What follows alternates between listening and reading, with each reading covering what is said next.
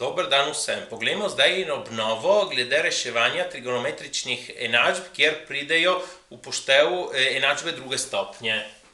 Torej, moramo rešiti 2 sinus na drugo x minus, v oklepaju 2 plus skoraj 3 sinus x plus skoraj 3 enako nič. Sedaj, tukaj ideja je ta, da mi uvedemo novo neznanko t, ki je prav enaka sinus x, ker tako dobimo 2t na drugo minus 2 plus skoraj 3t plus skoraj 3 enako nič.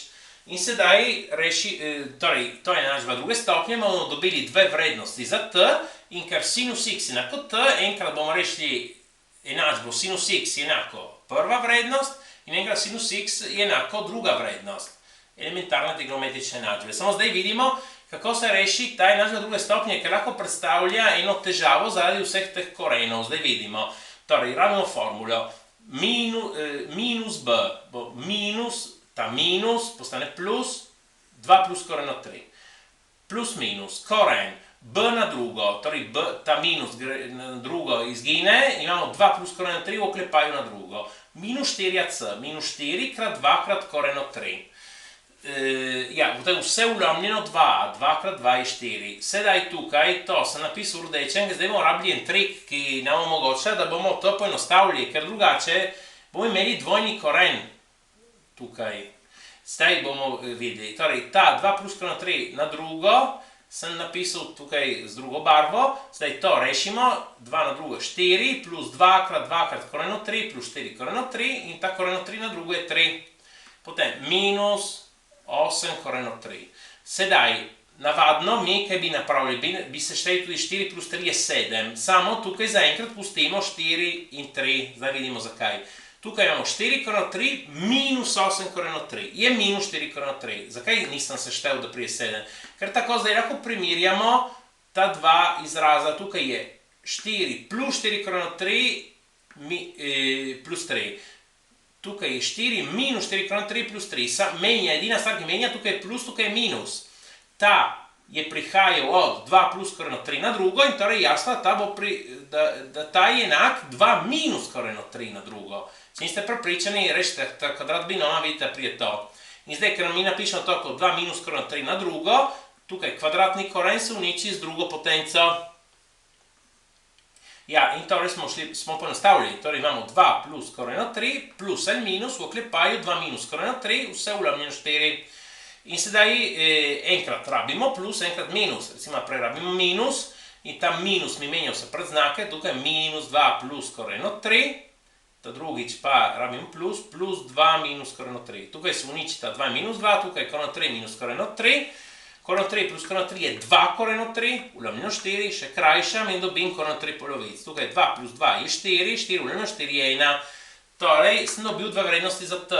Sinus x enako t, torej enkrat bom mogel rešiti sinus x je koren 3 polovic in enkrat sinus x enako 1, moram rešiti t, ki so elementarne trigonometrične enačbe. Predno naredimo to, pogledamo še eno stvar. Tukaj ta dvojni koren, bi ga lahko rešili tudi s formulo za dvojni koren, ki je ta.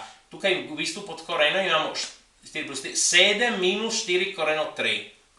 To imamo, ne? In tukaj je prav formula za to. Samo ker tukaj piše koren od b, ta 4 ga moramo dati noter. Torej, 4 je koren od 16, torej damo ta 16, no 16 krat je 48 in zdaj je popolnoma ista oblika kot ta, ne?